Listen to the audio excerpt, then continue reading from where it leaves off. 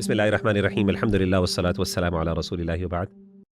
آج ہم انشاءاللہ 28ویں پارے کو ڈسکس کریں گے، اور 28ویں پارے پہ مختلف صورتیں ہیں، سبحان اللہ۔ جو سب سے پہلے آغاز ہوتا ہے 28ویں پارے کا، وہ سورۃ المجادلہ سے، اور مجادلہ کا مطلب ہے آپس میں جھگڑا کرنا۔ سبحان اللہ، اللہ تعالیٰ اس صورت کا جو آغاز کرتے ہیں وہ ایک واقعے سے کرتے ہیں، جس میں ایک صحابی کی وائف اللہ کے رسول صلی اللہ علیہ وسلم کے پاس آتی ہیں اور اپنے شوہر کی شکایت کرتی ہیں کہ انہوں نے ان کو طلاق دے دی۔ زہار ایک طلاق کی قسم تھی، وہ انہوں نے دی۔ تو اس حوالے سے انہوں نے ذکر کیا کہ اللہ کے رسول، میرے بچے ہیں، میری اولاد ہے، میرے خامد نے مجھے طلاق دے دی ہے، زہار کیا میرے ساتھ، تو مجھے بتائیے کہ میرے لیے کوئی حل، مجھے کوئی حل بتائیے، تو میں تو سروائیو نہیں کر سکتی معاشرے میں اس طرح بچوں کے ساتھ۔ تو اللہ کے رسول صلی اللہ علیہ وسلم نے ان سے کہا کہ دیکھو، میرے پاس تمہارے لیے کوئی سولوشن نہیں ہے، اب تمہاری علیحدگی ہوگی، اور قرآن و سنت میں میرے پاس تمہارے لیے کچھ سولوشن اس کے علاوہ کچھ نہیں ہے کہ تمہیں علیحدہ ہونا پڑے گا۔ تو she was so desperate and she was obviously volatile as well، تو انہوں نے اللہ کے رسول صلی اللہ علیہ وسلم سے اس موقع پر ایموشنل ہو کے بحث و مباحثہ کرنا شروع کر دیا، نہیں آپ میرے لیے کچھ نہ کچھ گنجائش نکالیں اور سارا۔ تو اللہ تعالیٰ نے جو آغاز کیا اس صورت کا، وہ اس واقعے سے کیا اور کہا کہ قد سمع اللہ، یقیناً اللہ تعالیٰ نے سن لیا، قول التی تجادلک، اس عورت کی بات کو جو تجھ سے جھگڑا کر رہی تھی، بحث و مباحثہ کر رہی تھی، فی زوجہا، اپنے شوہر کے بارے میں، وتشتکی الی اللہ، اور وہ اللہ تعالیٰ سے شکوہ کر رہی تھی، واللہ یسمع تحاورکما، اللہ تعالیٰ سن رہا تھا تمہارے آپس میں محاورے کو، تمہارے آپس میں بحث و مباحثے کو، ان اللہ سمیع بصیر، بے شک اللہ تعالیٰ سننے والے، دیکھنے والے ہیں۔ یہ جو آیت ہے، یہ سبحان اللہ بہت پروفاؤنڈ ہے۔ سب سے پہلی چیز جو اس میں ہمیں لیسن سیکھنے کو ملتا ہے، وہ یہ ہے کہ اللہ تعالیٰ نے کس طریقے سے اپنے مومن بندوں کا ریگارڈ کیا۔ یعنی ہمیں یہ بات، یہ آیت ریئلائز کرتی ہے کہ جب بھی کوئی بندہ مومن تکلیف میں ہوتا ہے، تو اللہ تعالیٰ کو اس کی تکلیف کا بخوبی علم ہوتا ہے، اور اللہ تعالیٰ اس کی تکلیف کو نہ صرف ایکنالج کرتے ہیں، بلکہ اللہ تعالیٰ نے کچھ جگہوں پہ مومن بندوں کی بھی تکلیف کا ذکر کیا۔ تو انبیاء کے علاوہ بھی کئی صحابہ کی بھی تکالیف کا ذکر کیا قرآن مجید میں اور سنت میں اور وحی میں بھی، ٹھیک ہے۔ تو یہاں پہ اللہ تعالیٰ نے ایک خاتون کی تکلیف کا ذکر کیا۔ اسی طریقے سے سورہ مریم کے اندر اللہ تعالیٰ نے سیدہ مریم کی تکلیف کو باقاعدہ اللہ تعالیٰ نے ذکر کیا، جس سے پتہ چلتا ہے کہ اللہ تعالیٰ صنف نازک کے حوالے سے کس طریقے سے ایک نرم گوشہ اور ایک رحمت کا پہلو رکھتے ہیں۔ دوسری چیز جو ہمیں سیکھنے کو ملتی ہے اس سے، وہ یہ ہے کہ شکوہ جو ہے، اس کے بارے میں کہ کیا شکوہ اللہ تعالیٰ سے کیا جا سکتا ہے کہ نہیں کیا جا سکتا۔ تو علماء کہتے ہیں شکوے کی دو قسمیں ہیں۔ ایک وہ شکوہ ہے جو انسان اللہ کا شکوہ کرتا ہے لوگوں کے سامنے، تو یہ ناجائز ہے کہ انسان سے جب بھی پوچھا جائے کہ آپ کے حالات کیا ہیں، تو وہ کہتا ہے بس میں تو بڑے مشکل حالات میں ہوں، اور ہمیشہ جو ہے نا ایک قسم کا اللہ کے اوپر بلیم ڈالتا ہے، یا پھر پتہ نہیں اللہ کو میں ہی ملا ہوں تکلیفوں کے لیے، مشکلات کے لیے۔ تو یہ لوگوں کے سامنے اللہ کا شکوہ کرنا ہے۔ اور ایک یہ ہوتا ہے کہ ایک بندہ لوگوں کا یا مخلوق کا شکوہ اللہ کے سامنے کرے، اور یہ عین عبادت ہے۔ جیسا کہ سیدنا یعقوب علیہ الصلاۃ والسلام نے بھی کہا نا، انما اشکو بثی وحزنی الی اللہ، کہ میں شکوہ، تو اللہ سے شکوہ کیا جا سکتا ہے، اور اللہ تعالیٰ سے مخلوق کا شکوہ، یا مخلوق نے جو زیادتیاں کی، پریشان، ان کے حوالے سے یہ عین نبوی عمل ہے۔ تو یہاں پہ ایک خاتون نے جو ہے اللہ تعالیٰ سے شکوہ کیا کہ اللہ میرا یہ مسئلہ ہے، اور آپ مجھے اس مسئلے کا حل نکالیں، اور اللہ تعالیٰ نے باقاعدہ اس حوالے سے آیات نازل کی۔ تیسری چیز جو اس آیت سے میں سیکھنے کو ملتی ہے، وہ یہ ہے کہ صحابہ جو ہیں، دیکھیں اسباب النزول کی اہمیت بہت زیادہ، ہم تفسیر پڑھتے بھی ہیں، پڑھاتے بھی ہیں، اور صحابہ جب بھی تفسیر کرتے ہیں کسی آیت کی، تو ان کی تفسیر کی اہمیت اس آیت سے اس طرح واضح ہوتی ہے کہ صحابہ کی جو تفسیر ہے وہ سب سے زیادہ اوتھینٹک اور ریلائبل ہے۔ کیوں؟ کیونکہ قرآن مجید 23 سالوں میں اللہ تعالیٰ نے نازل کیا۔ صحابہ نے وہ آیات کا جو نزول ہے اس کو they lived that moment, they were experiencing that moment. قرآن مجید کی ساری آیات جو ہیں وہ کسی نہ کسی کانٹیکسٹ میں نازل ہوئیں، اور صحابہ ان کانٹیکسٹ کو آبزرو کرنے والے تھے، دے were part of that context, جس کی وجہ سے جب کسی آیت کا مفہوم وہ بیان کرتے ہیں تو ان سے بہتر کوئی اور نہیں بیان کر سکتا، ٹھیک ہے۔ تو جیسے کہ یہ خاتون ہے، اب یہ خاتون جو ہے فار ایگزامپل، ان آیات جو ان کے بارے میں نازل ہوئی ہیں، 4-5 آیات اللہ تعالیٰ نے 2-3 آیات نازل کی، تو اگر کوئی خاتون ان آیات کو صحیح معنوں میں سمجھا سکتی ہے تو وہ یہ خاتون خود ہے کہ جس کے بارے میں وہ آیات نازل ہوئی، سبحان اللہ، because she was part of that context. اور میں آپ کے سامنے ایک سیدنا عبداللہ بن مسعود رضی اللہ تعالیٰ عنہ کا ایک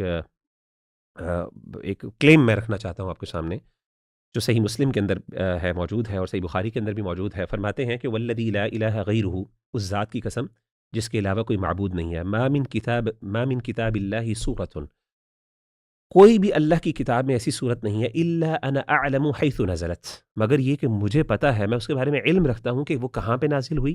وما من آیت، اور کوئی آیت ایسی نہیں ہے قرآن مجید کی الا انا اعلم فیما انزلت، اور ایسی آیت کوئی بھی نہیں ہے قرآن مجید کی کہ مجھے اس کے بارے میں علم نہ ہو کہ وہ کس کے بارے میں نازل ہوئی ہے. اور فرماتے ہیں کہ وَلَوْ أَعْلَمُ أَحَدًا هُوَ أَعْلَمُ بِكِتَابِ اللَّهِ مِنِّي، اور اگر مجھے پتہ چل جائے کہ کوئی بندہ اللہ کی کتاب کے بارے میں مجھ سے زیادہ نالج رکھتا ہے، تَبْلُغُهُ الْإِبِلُ لَرَكِبْتُ إِلَيْهِ، اور مجھے پتا ہو کہ اس تک پہنچنے کے لیے مجھے ایک لمبا سفر کرنا پڑے گا اونٹ پر بیٹھ کے، تو میں اس پہ سفر کر کے جاتا ہوں، اس سے علم حاصل کرتا ہوں. تو اس سے پتہ، یہ بہت بڑا کلیم ہے کہ ایک بندہ یہ کہے کہ مجھے قرآن مجید کی ایک ایک آیت کے کانٹیکس کے بارے میں پتہ ہے، کس کے بارے میں نازل ہوئی، کہاں نازل ہوئی. اور اس بارے میں تفصیل یہاں پہ بھی ہے، ایک روایت کے اندر غالباً ان کی ہے سیدنا علی کے بارے میں، کہ رات کو نازل ہوئی، صبح کے ٹائم نازل ہوئی، کس سفر کے سفر کی حالت میں، حضر کی حالت میں.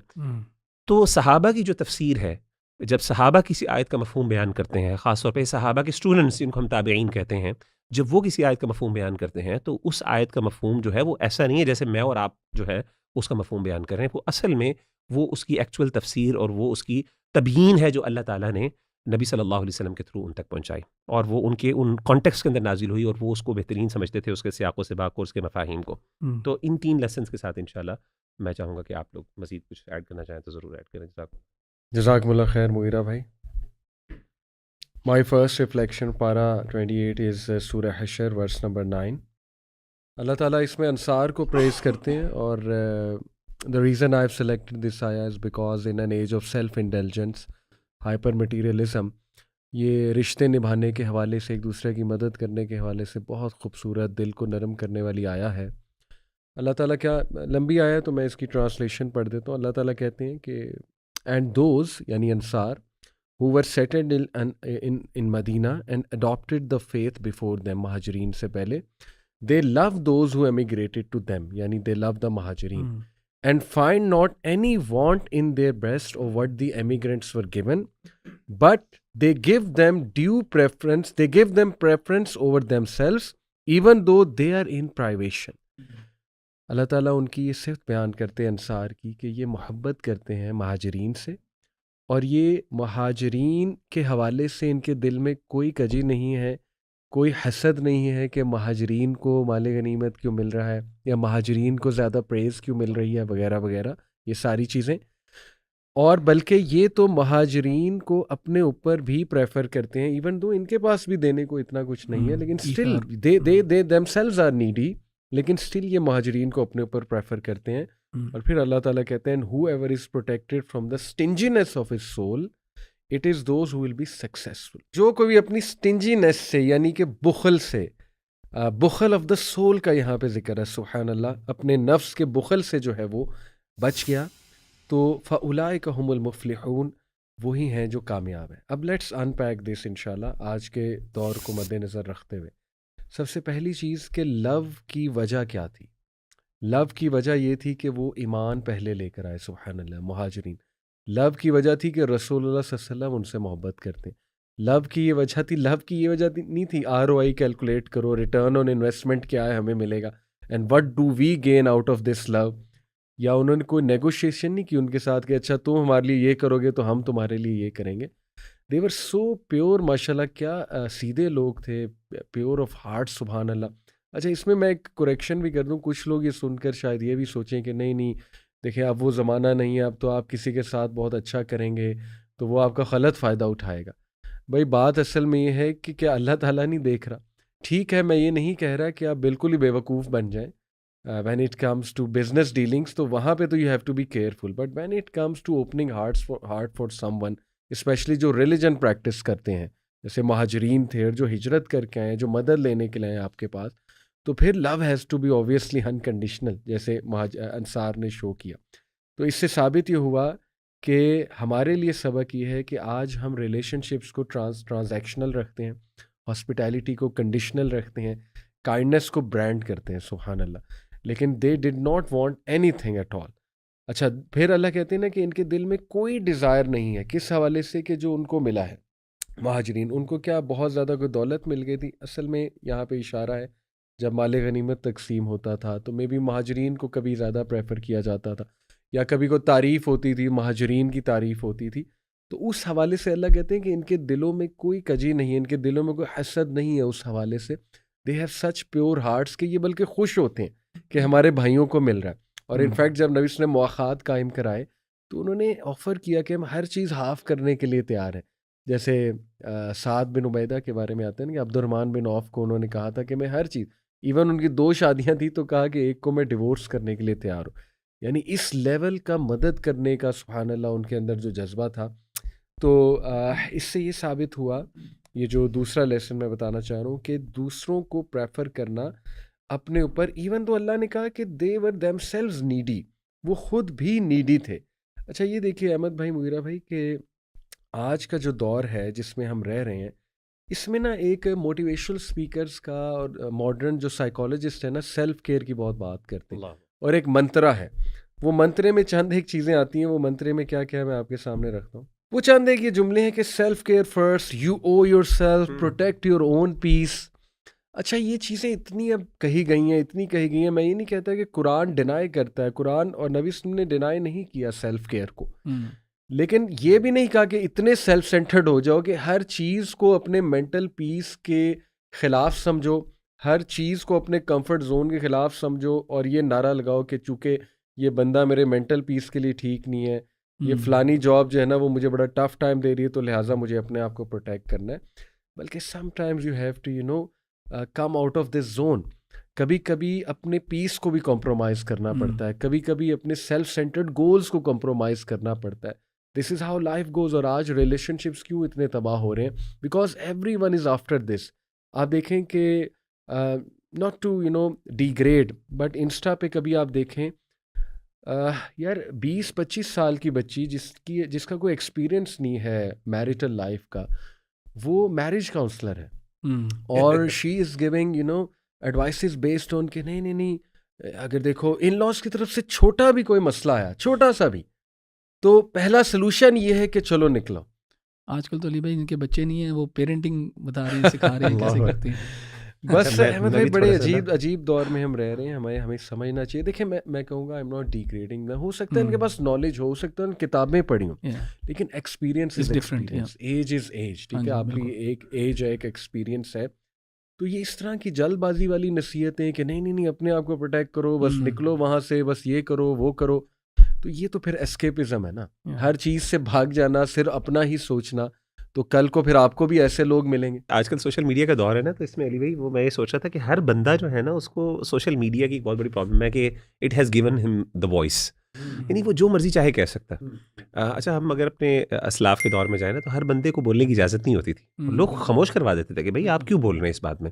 ایون دو کئی لوگ نالجبل ہوتے تھے اور وہ خود بھی خاموش رہتے تھے کہ ہم نے نہیں بولنا. یعنی کئی علماء ایسے ہیں ہمیں اسلاف میں ملتے ہیں، ان کے سامنے سوال ہوتا، ان کے پاس علم ہوتا، وہ ایسے ایکٹ کرتے جیسے ان کو پتہ ہی نہیں ہے، کیونکہ ان سے بڑے زیادہ عالم موجود ہوتے تھے. اور کئی دفعہ انسان کو نا فیلنگ آتی شاید اس سوال کو میں زیادہ بہتر ایڈریس کر سکتا ہوں، لیکن یہ جو کہ اس بولنے کی دین میں بولنے کی لیجیٹمیسی میرے پاس نہیں ہے ابھی، یہ بہت بڑی میٹر کرتی ہے بات. تو میں احمد بھائی یہ بات آپ نے جیسے اشارہ کیا نا، کچھ لوگ جو جن کی بچے نہیں ہوتے پیرنٹنگ پر بات کر رہے ہیں، تو مجھے ایسے پچھلے دنوں ایک انسٹیٹیوٹ نے کہا کہ آپ نا پیرنٹنگ پہ بات کریں، تو مجھے بڑا مشکل لگا. میں نے ان سے بلکہ ڈسکلیمر بھی دیا، میں نے کہا دیکھیں میں آپ کو قرآن و سنت سے کچھ عمومی باتیں بتا دیتا ہوں جو ہمیں نبیوں سے ملتی ہیں، اور میں اس ڈسکلیمر کے ساتھ بتا رہا ہوں کہ میں اس میں، حالانکہ میرے بچے ہیں الحمدللہ، میں پیرنٹنگ میں بالکل ایکسپرٹیز حاصل میرے پاس نہیں ہے، اور آپ میں سے کئی لوگ ایسے ہوں گے جو مجھ سے زیادہ بہتر بتا سکتے ہیں، لیکن موٹی موٹی باتیں میں نے بتا دیں کہ ان کے لیے دعا کیا کریں، جیسے کہ حدیث میں آتا ہے والدین کو چاہیے اپنی اولاد کے لیے دعا کریں، اسی طریقے سے ان کے لیے اچھا انوائرمنٹ، اچھے دوست تلاش کریں. اس کے علاوہ جو اسپیسیفکس ہے بڑی ان کے بارے میں بات کرنا، اللہ معاف کرے، میں سمجھتا ہوں یہ ڈس آنیسٹی، ڈس سروس. بڑی خوبصورت بات کی کہ دیکھیں ایک ہے جنرل پرنسپلز بتانا، کوئی بھی بتا سکتا ہے، ہاں موٹے موٹے میرج سے ریلیٹڈ کوئی جنرل پرنسپلز ہیں کپلز جو قرآن و سنت میں واضح، آپ قرآن و سنت بیان جو ایک کر رہے ہیں، مزاج ہے آپ وہ بتائیں، آپ 18 سال کے 20 سال کے بتائیں. ایک ہے کاؤنسلنگ کرنا، when you get involve you give your personal opinion کہ اچھا یہ چل رہا ہے تمہارے گھر میں، پورٹرے کرنا کہ میں ایکسپرٹ ہوں. ایگزیکٹلی. تو صرف یہ منترا لگانا کہ نہیں پروٹیکٹ یور سیلف، دیکھیں میں انکار نہیں کر رہا، yes you should protect your mental peace, but sometimes you have to give, not always take. تو یہ بہت خوبصورت آیا ہے، اور اس میں اللہ تعالیٰ دیکھیں سکسیس کو ری برانڈ بھی کرتے ہیں کہ جس کو تم سکسیس سمجھ رہے وہ سکسیس نہیں ہے، بلکہ success is generosity, success is thinking about others, success is some time stepping back. And success is یہ جو اللہ تعالیٰ نے یہاں پہ بات کی شوح نفسی، یعنی یہ بیماری کہ جو دل میں بخل آ جاتا ہے، ٹھیک ہے، جو نفس میں بخل آ جاتا ہے، جب انسان چھپا لیتا ہے چیز کو، کسی کو بینیفٹ نہیں کرنا چاہتا کیونکہ وہ یہ سمجھتا ہے شاید کہ رزق میں نے دینا ہے لوگوں کو. یہ چیزیں بہت آج کل کامن ہے. اللہ معاف کرے، ہم سیلف انڈلجنس کے دور میں ہیں اور ہم بہت ہی ہائپر مٹیریلزم کے دور میں. اللہ تعالیٰ ہمیں سمجھ عطا فرمائے اور ریئل جو رول ماڈلز ہیں ہمارے، اللہ تعالیٰ ہمیں انہیں کاپی کرنے کی توفیق عطا فرمائے. اور یہ ڈر چھوڑ دیں کہ میں کسی کے ساتھ اچھائی کروں گا تو نہیں، آج کل اچھائی کرنے کا زمانہ نہیں ہے بھائی. اللہ تعالیٰ کہتے ہیں کہ احسان کا بدلہ احسان نہیں ہے. اللہ تعالیٰ جب کہہ رہا ہے تو پھر آپ کیسے شک کر سکتے ہیں؟ ہاں، عقل مند رہیں، اپنے بیلنس کے ساتھ چلیں، لیکن افضل طریقہ یہی ہے کہ do some thing for others انشاءاللہ. جزاک اللہ خیر علی بھائی. اچھا، میں نا ادھر قرآن کے ایک کانسیپٹ کے بارے میں بات کرنا چاہوں گا کہ قرآن نے نور کے بارے میں، روشنی کے بارے میں، لائٹ کے بارے میں کیا بات کی ہے. اور ہم سب جانتے ہیں روشنی کیا ہوتی ہے، light. What is light? Light اللہ تعالیٰ کی ایک کریشن ہے، اللہ تعالیٰ کی ایک نعمت ہے. اسی کے عوض ہم دیکھ سکتے ہیں. لائٹ نہ ہو تو ہم وی کانٹ سی. سائٹ بھی جو ہے وہ لائٹ کی وجہ سے ہی ہے. اور لیکن قرآن نے نا اس کو، نور کو، لائٹ کو میٹافوریکل سینس میں بھی یوز کیا ہے. نور ہدایت، نور ایمان، یعنی ایمان، ہدایت. ڈارکنیس کو اللہ تعالیٰ نے ایسوسیٹ کیا ہے ود کفر اینڈ شرک اینڈ مس گائیڈنس اینڈ سن. اور نور کو، لائٹ کو ود پازیٹیوٹی، اس کے اندر گائیڈنس ہے، اللہ تعالیٰ کی توفیق ہے، اس میں ایمان ہے، اس میں عمل ہے، نیک عمل ہے، اللہ تعالیٰ کا ذکر ہے. اور اللہ تعالیٰ نے ہمیں آیا نور میں بتایا کہ نور جو ہے نا یہ انسان کے دل میں بستا ہے. انسان کے دل میں یہ نور ہے، یہ روشنی ہے. اور وہ دل جو ہے وہ ایسا ہے جیسے وہ انکلوزڈ ہے کسی گلاس کنٹینر کے اندر. دل جو ہے نا وہ آپ سمجھیں گلاس کنٹینر ہے اور اس کے اندر یہ روشنی ہے، اس کے اندر یہ نور ہے. اور رسول اللہ صلی اللہ علیہ وسلم نے بھی ہمیں بتایا کہ جب انسان گناہ کرتا ہے تو اس کے دل پہ نا نقطۃ سودا، ایک بلیک ڈاٹ جو ہے نا اس کے دل پہ آ جاتا ہے. تو وہ ایسی ہے جیسے یہ چراغ ہے جو انکلوزڈ ہے ان گلاس. اگر آپ گناہ کرتے ہو تو کیا ہوتا ہے کہ اس گلاس کے اوپر دھبا آ جاتا ہے.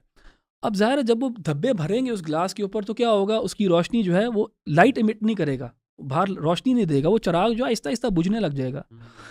اور توبہ اور استغفار ہوگا بھی، پھر بھی وہ اس کا فائدہ نہیں ہوگا، وہ بالکل انکلوزڈ ہوگا. وہ مطلب ڈائلیوٹ ہو جائے گی، لائٹ ڈائلیوٹ ہو جائے گی، کم ہو جائے گی. اور اگر آپ بہت زیادہ اس کے اوپر بلیکنیس آ جائے گی تو وہ ختم ہو جائے گا بالکل.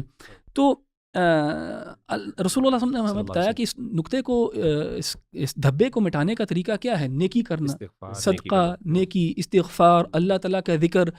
تو کیا ہے، اللہ تعالیٰ کا ذکر جو ہے، نیکی جو ہے، استغفار جو ہے نا، اٹ وائپس دس گلاس. اور جب آپ گلاس وائپ کرتے ہو تو آپ کا چراغ جو، آپ کی روشنی جو ہے وہ اور زیادہ ابھرتی ہے باہر.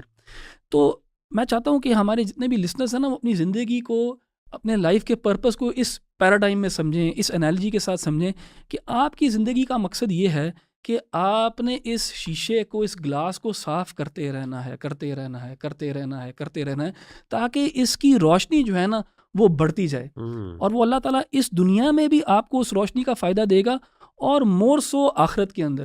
اور وہیں پہ سورہ حدید کے اندر یہ واقعہ ہے جہاں پہ اللہ تعالیٰ بیان کرتے ہیں کہ یوم تری المؤمنین والمؤمنات، تم دیکھو گے اس دن مؤمنین کو اور مؤمنات کو، یعنی بلیونگ مین اینڈ ویمن کو تم دیکھو گے، یسعی نورہم بین ایدیہم وبایمانہم، تم دیکھو گے کہ وہ آگے بڑھ رہے ہوں گے، تیزی سے آگے جا رہے ہوں گے، ان کے سامنے ان کی روشنی ہوگی. یہ کون سی روشنی ہے؟ یہ وہی روشنی ہے جو انہوں نے دنیا میں کمائی تھی، اپنے دل کو صاف کر کر کے. تو ان کو یہی روشنی جو ہے آخرت میں جب اندھیرا ہوگا بہت زیادہ اور نظر نہیں آ رہا ہوگا تو مؤمنین کو یہ روشنی عطا کی جائے گی جن کے اوپر دنیا میں انہوں نے محنت کی تھی. تو اسی روشنی کے عوض وہ آگے بڑھتے ہیں اور وہ پل صراط جو ہے اس روشنی میں کراس کر رہے ہیں اور اللہ تعالیٰ ان کو جنت کی بشارت دے رہا ہے.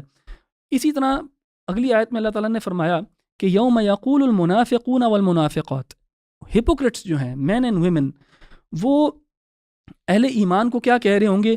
انظرونا نقتبس من نورکم، ایک منٹ ٹھہرو، رکو، ہمیں بھی کچھ اپنی لائٹ میں سے دو، ہمیں نظر نہیں آ رہا. ان کو کیوں نہیں نظر آ رہا؟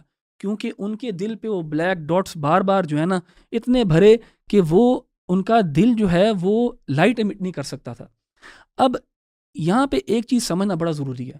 اللہ تعالیٰ نے یہاں پہ نا منافقون اور منافقات کے بارے میں بات کی ہے، کفار کے بارے میں بات نہیں کی. یہ وہ لوگ ہیں جو مسلمانوں میں اٹھتے بیٹھتے تھے، یہ وہ لوگ ہیں جو مسلمانوں کے ساتھ ہی ہوتے تھے، اور وہ کہہ رہے ہیں کہ یار ذرا ٹھہرو، ذرا رکو، ہمیں بھی کوئی روشنی دو، ہمیں تو نظر نہیں کچھ آ رہا یار، ہمیں ویٹ کرو. لیکن پھر کیا کہا جاتا ہے ان کو، ارجعوا وراءکم فالتمسوا نورا، کہ تم واپس چلے جاؤ، واپس جا کے اپنا نور لے کے آؤ. کہاں واپس جاؤ؟ دنیا میں واپس جاؤ. ہم بھی وہیں سے لے کے آئے ہیں، ہم نے یہ دنیا میں اپنا نور کمایا ہے اپنے دل کو صاف کر کر کے. تمہیں اگر چاہیے تم بھی واپس چلے جاؤ، لیکن ظاہر ہے واپس نہیں جایا جا سکتا. پھر اللہ تعالیٰ کیا کرتا ہے کہ ان دونوں کے بیچ میں ایک سیپریٹر ڈرا کر دیتا ہے. یعنی جو لوگ اہل ایمان نور والے ہیں وہ ایک سائڈ پہ ہو جاتے ہیں، اور جن کے پاس وہ نور نہیں ہے وہ دوسری سائڈ پہ ہو جاتے ہیں، اور ان کے بیچ میں ایک دروازہ اللہ تعالیٰ بنا دیتا ہے. اور وہ دروازہ بھی جو ہے نا وہ ایک لحاظ سے سائیکولوجیکل ٹارچر ہے. یعنی اللہ تعالیٰ نے دونوں کے بیچ میں ایک سیپریٹر کر دیا، بیچ میں دروازہ ہے. اب جو ڈارکنس کے اندر ہیں وہ ہوپ کر رہے ہیں کہ ہم یہ دروازہ کھول سکیں گے اور آگے نکل سکیں گے، اور وہ کیا کہتے ہیں، ینادونہم الم نکم معکم. وہ منافقین جو ہیں جن کے پاس روشنی نہیں ہے وہ اس دیوار کے پیچھے سے اس دروازے کے تھرو آواز لگاتے ہیں اہل ایمان کو کہ یار ہم لوگ تمہارے ساتھ نہیں تھے، ہم لوگ تمہارے ساتھ تھے، تم آج ہمارے فکر نہیں کر رہے، ہمارا خیال نہیں رکھے، ہمیں اپنا کچھ نور نہیں دے رہے. الم نکم معکم، ہم لوگ تو تمہارے ساتھ تھے. تو لیکن اہل ایمان کیا کہتے ہیں، بلا ولکنکم فتنتم انفسکم، بالکل تم ہمارے ساتھ تھے، ہمارے ساتھ ہی اٹھتے بیٹھتے تھے، لیکن تم نے اپنے آپ کو فتنے میں ڈالا، تم نے اپنے دل کو کالا کیا، تم نے بار بار وہ کالا نقطہ جو ہے نا اس کے اوپر ڈالا اور پھر صاف نہ کیا. تو تم نے اپنے آپ کو ڈیسیو کیا، اور پھر شیطان سے تم ڈیسیو ہوئے، اور اب جو ہے کچھ بھی نہیں کیا جا سکتا تمہارا. اور پھر ان کو کہا جائے گا فَالْيَوْمَ لَا يُؤْخَذُ مِنْكُمْ فِدْيَةٌ، اس دن جو ہے نا تم سے کچھ بھی چیز نہیں لے گی. nothing you can give right now is going to help you. دیکھیں اصل جو سرمایہ ہے، اصل سرمایہ ہے عمل، اصل سرمایہ ہے ایمان، اصل سرمایہ ہے اللہ تعالیٰ کا ذکر، نیکی. یہی وہ چیز ہے جو انسان کے دل کو صاف رکھتی ہے، اور اس کے دل کے اندر کی جو روشنی جو اللہ تعالیٰ نے اس کو عطا فرمائی ہے اس سے انسان دیکھتا ہے اور آگے چلتا ہے. اور اس دنیا میں تو وہ ایمان کی روشنی جو ہے وہ میٹافوریکل ہے، وہ آپ کو نظر نہیں آتی، لیکن اگلی دنیا میں اللہ تعالیٰ اس کو میٹیریلائز کر دے گا، اگلی دنیا میں اللہ تعالیٰ اس کو ایکچولائز کر دے گا کہ آپ واقعی میں پھر اس کو دیکھ بھی سکو گے. تو اللہ تعالیٰ سے دعا ہے کہ اللہ تعالیٰ ہمیں توفیق دے کہ ہم بار بار اپنا دل صاف کر سکیں. ہم سب وہ لوگ ہیں جو خطا کار ہیں، گناہ گار ہیں، اور اپنے اس دل کو گندا کرتے رہتے ہیں، لیکن اللہ تعالیٰ سے دعا ہے کہ ہمیں ہمیشہ توفیق دے کہ ہم استغفار کریں، نیکی کریں، follow up an evil deed اور a sin with something good. تو وہ اگر انسان کرتا رہے گا تو اللہ تعالیٰ اس کو نہ صرف اس دنیا میں روشنی عطا فرمائے گا لیکن اگلی میں بھی انشاءاللہ. جی بسم اللہ الرحمن الرحیم. بھائیو جزاکم اللہ خیر. یہ جو 28واں پارہ ہے اس میں بہت خوبصورت صورتیں ہیں، اور اس میں ایک جو صورت ہے جس کو سورۃ المنافقون کہا جاتا ہے، بہت پروفاؤنڈ صورت ہے، اور میں سمجھتا ہوں واللہ جب بھی یہ صورت پڑھتا ہوں نا مجھے کئی دفعہ فیل ہوتا ہے کہ اللہ تعالیٰ میرے بارے میں یہ صورت بھیجی ہے، کیونکہ the characteristics that Allah has mentioned مجھے بہت کم جو ہے نا وہ اپنے آپ سے ڈفرینس یعنی فیل ہوتا ہے. اور میرا خیال ہے کہ یہ ہر بندے کو اپنا محاسبہ کرتے ہوئے یہ دیکھنا چاہیے، جیسے کہ احمد بھائی نے پہلے بات کی ایک ایپیسوڈ میں پیچھے، کہ we need to find ourselves in the pages of قرآن، کہ کہاں کہاں پہ ہم ہیں. اور ایک بندہ جو سیلف اکاؤنٹیبلٹی کو پریکٹس کرتا ہے ڈیفینیٹلی وہ اپنے آپ کو انشاءاللہ ان چیزوں سے فائدہ اٹھا سکتا ہے. بہرحال اس صورت کے اندر جو آیت نمبر 9 ہے اس میں اللہ تعالیٰ فرماتے ہیں یا ایھا الذین آمنوا، اے ایمان والو، لا تلہکم اموالکم ولا اولادکم عن ذکر اللہ، کہ کہیں تمہارے مال اور تمہاری اولاد تمہیں اللہ کے ذکر سے غافل نہ کرتے. ومن یفعل ذلک، جس نے یہ کام کیا، فاولئک هم الخاسرون، تو وہ سب سے زیادہ وہی لوگ ہیں جو خسارہ پانے والے ہیں. یعنی سبحان اللہ، یہاں پہ اللہ تعالیٰ نے دو بڑی انسان کی کمزوریوں کا ذکر کیا، ایک ہے مال اور ایک ہے اولاد. یعنی یہ سب سے بڑی ویکنیسز ہیں انسان کی، یہ وہ چیزیں ہیں جس سے انسان obsessed ہوتا ہے، یہ وہ چیزیں ہیں جن کے حصول کے لیے، جن کو راضی کرنے کے لیے انسان ہر کچھ کرتا ہے، اور یہ دونوں آپس میں کنیکٹڈ ہیں. یعنی اولاد انسان اس لیے بھی مرد خاص طور پہ بیٹوں کی کوشش کرتا ہے تاکہ کل کو وہ اس کے لیے مالی طور پہ فائدہ مند بن سکیں، ان کا سہارا بن سکیں دنیا کی زندگی کے اندر. اور اس کے ساتھ ساتھ انسان کیا کرتا ہے، بہت زیادہ اپنے پیسے کو حلال حرام کی بھی تمیز کھو دیتا ہے کئی دفعہ اپنی اولاد کی خوشیوں کو پورا کرنے کے لیے. تو اللہ تعالیٰ کہتے ہیں کہ اللہ کے ذکر سے دو چیزیں سب سے بڑی جو ہے نا رکاوٹیں بن سکتی ہیں، وہ اولاد ہے اور وہ ایک مال ہے. یہ دو چیزیں ان کی محبت. اور اللہ کے رسول سے اللہ تعالیٰ نے فرمایا کہ جو بندہ یہ کرتا ہے وہی خسارہ پانے والوں میں سے. اچھا، آگے جو آیت ہے وہ بڑی سبحان اللہ بڑی عجیب ہے. وہ ہے عجیب انہیں اچھے معنی میں، یعنی بڑی انسان کو حیران کن ہے. اللہ فرماتے ہیں وَأَنفِقُوا مِمَّا رَزَقْنَاكُم مِّن قَبْلِ أَن يَأْتِيَ أَحَدَكُمُ الْمَوْتُ، کہ جو ہم نے تمہیں رزق دیا اس میں تم خرچ کرو اس سے پہلے کہ تمہارے پاس موت آ جائے. فَيَقُولَ رَبِّي، تو وہ شخص جو ہے مرنے والا وہ کہے کہ اے میرے رب، لولا اخرتنی الی اجل قریب، کہ مجھے کچھ تھوڑی سی اور مہلت دے دے، فاصدق واکن من الصالحین، تو میں صدقہ کروں اور ہو جاؤں نیک لوگوں میں سے. یعنی میں اپنے آپ سے سوال پوچھوں کہ اگر میں ایک ڈیتھ بیڈ پر ہوں یا میری میت مجھے اٹھایا جا رہا ہے اور مجھے قبر کی طرف لے کے جایا جا رہا ہے، اس موقع پر میری سب سے بڑی ڈیزائر کیا ہوگی کہ اگر میں کچھ دیر کے لیے اللہ مجھے مہلت دیں کہ میرے بندے تو اٹھ جا، تجھے میں کچھ لمحے دیتا ہوں کہ تو نے اگر کچھ کرنا ہے تو کچھ کر لے. تو اس موقع پر what would be the first thing that I would have in my mind to do. تو اللہ تعالیٰ اس آیت میں بیان کر رہے ہیں سبحان اللہ، یعنی there can be many good deeds، ماں باپ کے ساتھ احسان، نیکی، ٹھیک ہے نا، نماز یا پھر 2 رکعتیں، دعا، کچھ بھی ہو سکتا ہے. لیکن اللہ تعالیٰ نے یہاں پہ ایک تو جنرلی نیکی کا ذکر کیا کہ میں نیک بن جاؤں کسی طریقے سے، کیونکہ اس پر الٹیمیٹلی انسان کی جو ہے سیلویشن ڈیپینڈ کرتی ہے. لیکن اس کے ساتھ ساتھ صدقے کو ذکر کیا ہے، فَأَصَّدَّقَ سب سے پہلے وَأَكُن مِّنَ الصَّالِحِينَ، یعنی انسان اٹھتے ساری کچھ اگر اس کو لمحے مل جائیں، وہ مرنے لگا ہے، اللہ مجھے کچھ موقع مل جائے کہ میں صدقہ کر دوں. اس سے پتہ چلتا ہے کہ صدقہ جو ہے وہ اللہ تعالیٰ کے غضب کو ٹھنڈا کرتا ہے. اور وہ بندہ جو واقعی چاہتا ہے کہ اللہ کے قریب ہو اور اللہ تعالیٰ اس سے ناراض ہیں، اور وہ چاہتا ہے کہ وہ جلد از جلد اللہ کے غصے کو کس طرح ٹھنڈا کرے، وہ اللہ کی راہ میں صدقہ دے. یہ ایک بہت، کیونکہ صدقہ جو ہے جیسے علماء کہتے ہیں اس کو صدقہ صدق سے ہے، اور یہ انسان کی ایمان کی سچائی کی دلیل ہے.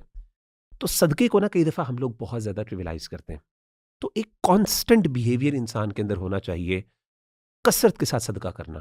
کیونکہ انسان سے کئی دفعہ دیکھیں ایسے گناہ بھی ہو جاتے ہیں، کئی دفعہ انسان کو تو پتہ ہوتا ہے، بڑے گناہ ہوتے ہیں انسان کو پتہ چل جاتا ہے، کچھ ایسے گناہ ہوتے ہیں جن سے انسان کو پتہ نہیں چل رہا ہوتا. تو صدقے کا فائدہ یہ ہوتا ہے کہ وہ صدقہ جو ہے انسان کو ان گناہوں سے بھی بچاتا ہے. ویسے تو نیک اعمال بھی ہیں، نماز بھی انسان کے گناہوں کو پاک کر دیتی ہے، لیکن کئی دفعہ صدقہ جو ہے وہ اللہ کے عذاب کو، اللہ کے غصے کو ٹھنڈا کر دیتا ہے. تو یہ آیت میں نے خاص طور پہ آپ کے ساتھ ذکر کرنی تھی کہ ایک مومن جو بندہ ہے، جب اللہ کے قریب، یعنی جب ایک بندہ جب بھی دنیا سے رخصت ہو رہا تھا، اس کی سب سے بڑی، جیسے کہتے ہیں نا کہ اس کی خواہشات میں سے ایک بڑی خواہش یہ ہے، جیسے کہتے ہیں نا last wish, what is your last wish, تو اس کی لاسٹ وش یہی ہے کہ میں کس طریقے سے کچھ نہ کچھ صدقہ کروں. سبحان اللہ. جزاکم اللہ خیر. میری سیکنڈ ریفلیکشن ہے سورہ جمعہ سے، ورس نمبر 5. اللہ تعالیٰ کہتے ہیں مثل الذین حملوا التوراۃ ثم لم يحملوها كمثل الحمار يحمل اسفارا. The example of those who were interested with the Torah and then did not take it on is like that of a donkey. بئس مثل القوم الذین کذبوا بآیات اللہ. Example of donkey who carries volume books. Wretched is the example of the people who deny the signs of Allah. وَاللَّهُ لَا يَهْدِي الْقَوْمَ الظَّالِمِينَ. بے شک اللہ ظالم قوم کو ہدایت نہیں دیتا. اللہ تعالیٰ نے گدھے کی مثال دی یہاں پہ، اور کہا کہ ان لوگوں کی مثال جن کو تورا انٹرسٹ کی گئی تھی. تو یہ میں تھوڑا سا اس کو ایکسپینڈ کرنا چاہوں گا. سب سے پہلی بات یہ ہے کہ حملو، اللہ تعالیٰ نے یہ نہیں کہا دے لرن دا تورا اور دے ریڈ دا تورا. اللہ تعالیٰ نے کہا کہ they were made to carry it. ان کو ایک ذمہ داری دی گئی تھی. ذمہ داری سے مراد ہے کہ اس کو اپلائی کرو، that is the main message. لیکن کیا ہوا کہ انہوں نے وہ ذمہ داری نہیں نبھائی. تو پھر اس کی مثال گدھے سے اس لیے دی گئی ہے کیونکہ گدھا، اگر اس کی ہم تھوڑا سا دیکھیں سچویشن، تو گدھا جو ہے وہ ویٹ کو کیری کرتا ہے، برڈن بھی فیل کرتا ہے. اس کو کوئی انڈرسٹینڈنگ نہیں ہے کہ جو ویٹ میں نے کیری کیا ہوا ہے اس کی ویلیو کیا ہے، اور وہ اس ویٹ سے کوئی بینیفٹ بھی نہیں لے رہا، ٹھیک ہے نا، بلکہ وہ تو کام دے رہا ہے. تو یہ ایک ایسی کیفیت بیان کی گئی ہے کہ یہ لوگ، کتابیں تو انہوں نے بہت اپنے اوپر لادی ہوئی ہیں، رٹے تو بہت لگائے ہوئے ہیں چیزوں کے، لیکن وہ سب نان ٹرانسفارمیشنل چیز ہے. یعنی it is not helping them transform their life. اور یہی ذمہ داری تھی کہ اس سے ٹرانسفارم کرو اپنی بھی زندگیوں کو اور سوسائٹی کو بھی ٹرانسفارم کرو. سوسائٹی میں جو انجسٹسز ہیں ان کے خلاف آواز بھی ریز کرو، اور پھر وہ لاز لگاؤ جو اللہ تعالیٰ تورا میں لاز نازل کر رہا ہے. تو میں نے آیا اس لیے سلیکٹ کی کہ دیکھیے سبحان اللہ، دس آیا is very terrifying for Muslims. جی، ہم سب کو سب سے پہلے تو اپنے حوالے سے دیکھنا چاہیے کہ کہیں ہم نے بھی تو بہت سی کتابیں نہیں اٹھائی ہیں گدھے کی طرح، کنٹینٹ اپون کنٹینٹ کا. ابھی بلکہ کچھ عرصہ پہلے ونڈز آف چینج ہوا احمد بھائی، تو مغیرہ بھائی چونکہ میرے ساتھ ساتھ تھے زیادہ تر، میں اور یہ اکٹھے ٹاکس دیتے تھے، تو میں نے ان سے یہ بات شیئر کی کہ یار کبھی کبھی نا یہ چیز بھی ہمیں محاسبہ کرنا چاہیے کہ پرفارمنس ہی نہ بن جائے. اور بلکہ آپ نے بھی ہماری اس طرف ایک بار توجہ دلائی تھی سبحان اللہ، کہ اتنا کچھ بتاتے ہیں، تیاری کرتے ہیں، تیاری کر کے جا کے بیسٹ اسپیچ دیتے ہیں، the point is کہ how much that content is helping us, how much it is transforming us. اللہ اکبر. یعنی مجھے سب سے پہلے اس کا کتنا فائدہ ہو رہا ہے. Exactly. میری اس دعوت کا سب سے پہلے مجھے فائدہ ہونا چاہیے, پھر بعد میں دوسروں کو ہونا چاہیے. سب سے بڑی بات یہ. ایک تو یہ, دوسرا ایز اے قوم ہمیں دیکھنا چاہیے کہ وہ جو اللہ نے ہمیں ذمہ داری دی تھی, قرآن مجید از دا فائنل بک, تو وہ ذمہ داری کیا ہے اس کو ہمیں بھولنا نہیں چاہیے, اپلائی کرنا چاہیے, خصوصاً ہمارے علمی طبقے کو آبویسلی, کہ ایسا نہ ہو کہ ہم بھی بس رٹے لگائیں اور ہم بھی اس کو بس ایک رسمی چیز بنا لیں, نہ کہ اپلیکیبل چیز. تو اللہ تعالیٰ ہمیں سمجھ کی توفیق عطا فرمائے اور اس طرح کے ایٹیٹیوڈ سے اللہ تعالیٰ ہمیں بچائے. جزاکم اللہ خیر علی بھائی. بس مختصر انشاءاللہ میں ریفلیکشن شیئر کروں گا اپنی لاسٹ انشاءاللہ اسی سورہ سے, سورہ الجمعہ. ہمارے یہاں نا مرا بھائی ایک نا ڈائیکوٹمی سی پائی جاتی ہے, یا ایک امبیلنس پایا جاتا ہے دین اور دنیا کے لحاظ سے, کہ اس کو ہم نے بیلنس کیسے کرنا ہے, کیسے نہیں کرنا. اور جو کمپیریزن بھی کیا جاتا ہے وہ دین اور دنیا کا کیا جاتا ہے, ایون دو میں سمجھتا ہوں کہ دنیا اور آخرت کا کمپیریزن ہے جو اللہ تعالیٰ نے بھی قائم کیا ہے, کیونکہ دین جو ہے اسی دنیا میں آپ نے پریکٹس کرنا ہے. ٹھیک ہے, آپ نے ترجیح دینی ہے دین کو دنیا کے اوپر, ان دا سینس کہ آپ نے اللہ تعالیٰ کے احکام کو سر فہرست رکھنا ہے, لیکن دنیا بھی کمانی ہے اور دنیا میں بھی آگے بڑھنا ہے. اور دنیا میں پیچھے رہنا, دنیا میں مسکین رہنا جو ہے نا, وہ اسلام کا میسج نہیں ہے. اور میں سمجھتا ہوں اس سورہ جمعہ میں جو آیت ہے نا, بلکہ دو تین آیات جو ہیں آخر میں, وہ اس کو صحیح بیلنس کرتی ہیں کہ کہاں پہ آپ نے دین کو ترجیح دینی ہے اور کہاں پہ انشاءاللہ دنیا ہی آپ نے کمانی ہے. اور دنیا بھی اگر صحیح نیت سے کمائی جائے گی تو اللہ تعالیٰ کا فضل کما رہے ہیں آپ. یعنی اللہ تعالیٰ نے یہاں فرمایا نا کہ یا ایھا الذین آمنوا اذا نودی للصلاۃ من یوم الجمعہ فاسعوا الی ذکر اللہ وذروا البیع, کہ آپ کام کاج کرو اپنا, لیکن جمعے کے وقت جب اذان ہو جائے, اور اسی طرح کسی بھی نماز کے لیے اذان ہو جائے, تو اپنا کام شام چھوڑ دو اور فاسعوا الی ذکر اللہ, اللہ تعالیٰ کے ذکر کی طرف دوڑو, یعنی تیزی سے دوڑو, کوشش کر کے آگے جاؤ. وذروا البیع, اور یہ تمہارے لیے بہتر ہے, یعنی کام کاج وغیرہ چھوڑ دو, اپنی جو پری آکیوپیشن ہے ود ارننگ اس کو چھوڑ دو, لیکن اللہ تعالیٰ کے پاس جاؤ اور اللہ تعالیٰ کا ذکر یعنی نماز جو ہے وہ قائم کرو. اس کے بعد اللہ تعالیٰ نے فرمایا کہ فَإِذَا قُضِيَتِ الصَّلَاةُ, جب نماز ختم ہو جائے, اس کا اختتام ہو جائے, فَانْتَشِرُوا فِي الْأَرْضِ وَابْتَغُوا مِنْ فَضْلِ اللَّهِ, پھر پھیل جو دنیا میں اور اللہ تعالیٰ کا فضل تلاش کرو. اور اللہ تعالیٰ کا فضل تلاش کرنا یہاں پہ یہ ہے کہ محنت کرو, کام کاج کرو, دنیا کماؤ, اپنے گھر والوں کو کھلاؤ, صدقہ دو اس میں سے. الید العلیٰ خیر من الید السفلیٰ, اوپر والا ہاتھ جو ہے وہ نیچے والے ہاتھ سے بہتر ہے. مسلمانوں کو کہا گیا کہ دنیا کماؤ, لیکن جب اللہ تعالیٰ کے جو دین کے فرائض ہیں ان کی باری آئی تو اس میں فرض کو آپ ترجیح دو اور پھر جا کے اللہ تعالیٰ کے دین کو کماؤ. اور اس میں اللہ تعالیٰ نے کہا کہ وَابْتَغُوا مِنْ فَضْلِ اللَّهِ, کہ اللہ تعالیٰ اپنا فضل کہا, اس کو اپنا فضل کہا کہ اس کا فضل کو جا کے تلاش کرو. تو اگر انسان حلال کماتا ہے اپنے گھر والوں کے لیے, اپنے لیے, اور اس میں سے اپنی زکوٰۃ بھی ادا کرتا ہے, تو وہ بھی عبادت کے اندر ہی ہے. تو ہمارا جو ہے نا کنسیپشن یہ ہونا چاہیے دین و دنیا کے لحاظ سے. بارک اللہ فیکم.